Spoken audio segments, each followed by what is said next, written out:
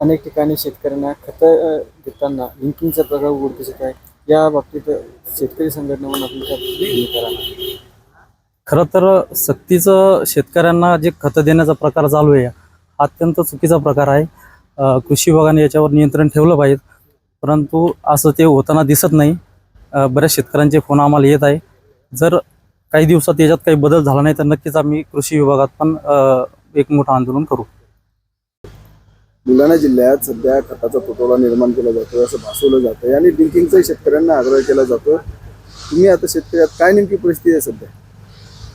आज रोजी खताची अडवणूक करून शेतकऱ्याकडून भाव वाढवून घेतला जातो, तरी सरकारने शासन निर्णय प्रत्येक दुकानदाराकडे देऊन शेतकऱ्यापर्यंत पोहोचवला पाहिजेत आणि शेतकऱ्याची अडवणूक थांबली पाहिजे अशी सरकारला आग्रहाची विनंती आहे.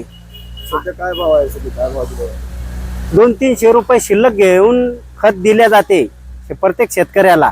नाहीतर लिंकिंगचं घेऊन जा असे दुकानदार बोलतात. तरी याच्यावर सरकारनं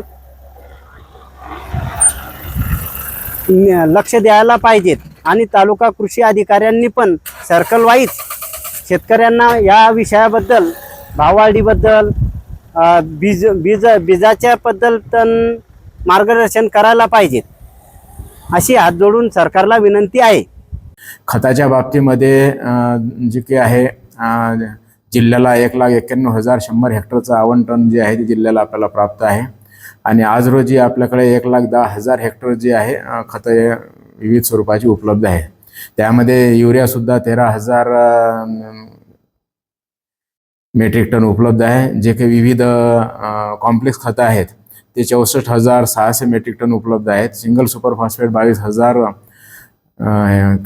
मेट्रिक टन उपलब्ध आहेत. त्यामुळे एकंदरीत थोडाफार फक्त DAPच्या बाबतीमध्ये जे आहे तो थोडासा आयातीचा विषय असल्यामुळे थोडासा याच्यामध्ये होईल, पण त्या बाबतीत मात्र आम्ही वेगळं नियोजन जे केलेलं आहे त्यामध्ये ट्रिपल सुपर फॉस्फेट जे आहे हे सुद्धा आपण त्या शेतकऱ्यांना याच्यामध्ये उपलब्ध करून देणार आहे. त्यामुळे खतं आणि बियाण्यासंदर्भामध्ये जे आहे कुठल्या याच्यामध्ये अडचण येणार नाही आणि पुरेसे बियाणं आणि खत शेतकऱ्यांसाठी उपलब्ध आहे. खते उपलब्ध असून देखील काही कृषी संचालकांकडून लिंकिंगची खते देण्यास सांगितले जात असल्याचा आरोप शेतकऱ्यांनी केला. यामध्ये परवाच माननीय सचिव कृषी यांनी एक आदेश पारित केलेला आहे. यामध्ये माझी सर्व खतं विक्रेते आणि तसेच जे काही खतं उत्पादक कंपन्या, विक्री करणाऱ्या कंपन्या आहेत यांना माझी सूचना राहील की आपण जे काही शासनानं आदेश दिलेले आहे या आदेशाचे आपण पालन करावे. यामध्ये कुठं काही अनियमितता, गैरप्रकार आढळल्यास निश्चित याच्यामध्ये कायद्याप्रमाणे जे आहे ते याच्यामध्ये कारवाई केल्या जाईल.